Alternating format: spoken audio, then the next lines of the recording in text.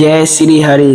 प्रिय भक्तों, आज हम आपको सुनाने जा रहे हैं पावन माघ मास के महत्व का 5वां अध्याय, जिसमें भगवान विष्णु की कृपा, भक्ति की शक्ति और माघ स्नान का श्रद्धा अद्भुत फल वर्णित है। यह कथा न केवल पापों का नाश करती है बल्कि जीवन को सही दिशा देने वाली भी है। नैमिषारण्य में एक बार सभी ऋषि मुनि इकट्ठा होकर महर्षि सूत्र जी से बोले, हे सूत्र जी, आपने माघ मास के पहले अध्याय में स्नान, दान और व्रत का महत्व बताया।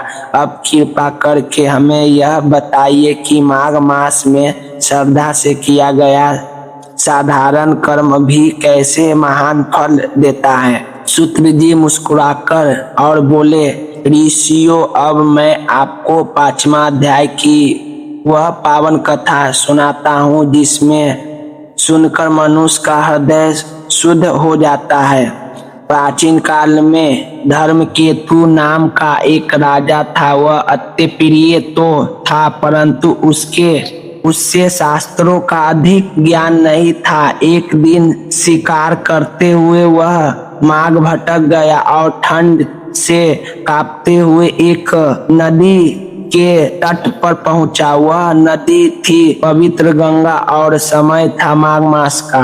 राजा ने देखा कि कुछ साधु संत प्रातः काल में ठंड जल में स्नान कर रहे हैं, भजन कर रहे हैं और भगवान विष्णु का समर्पण कर रहे हैं। राजा ने आचार्य से पूछा, हे महात्माओं, इस भयंकर ठंड में भी आप लोग जल में क्यों उतरते हैं? एक संत उत्तर दिया, राजन, यह माघ मास है। इस मास में गंगा स्नान करने से हजारों जन्मों का पाप नष्ट हो जाता है और भगवान विष्णु स्वयं भक्त के हृदय में वास करते हैं। राजा ने मन में श्रद्धा जाग उठी। उन्हें बिना किसी दिखावे के, बिना राजसी अहंकार के गंगा में स्नान किया।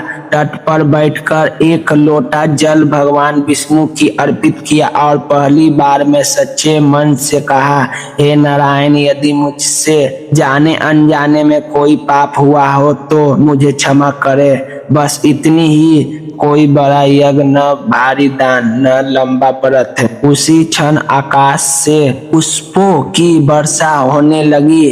देवताओं प्रसन्न हो गए। भगवान विष्णु स्वयं गरुड़ पर विराजमान होकर प्रकट हुआ और बोले, हे राजन, माघ मास में श्रद्धा से किया गया छोटा सा कर्म भी अनमूल्य हो जाता है। तुम्हारा यह एक स्नान, यह एक भाव तुम्हारे मोक्ष की मार्ग पर ले जाएगा।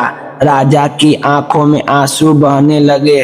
उसी दिन से उसने अपना जीवन सेवा, भक्ति और धर्म का अर्पित कर दिया। प्रिय भक्तों, इस 5वां अध्याय में हमें यह शिक्षा मिलती है, माघ मास में भाव सच्चे बड़ा है, दिखावा नहीं, श्रद्धा चाहिए। एक दीप, एक स्नान, एक नाम भी जीवन बदल सकता है। भगवान विष्णु दूर नहीं, वे तो भक्त के भाव में बसे हैं। जो व्यक्ति माघ मास में यह कथा सुनता है, जो इसे दूसरों तक पहुंचाता है, उसके घर में सुख, शांति और नारायण की कृपा सदा बनी रहती है। जय श्री हरि, जय श्री विष्णु।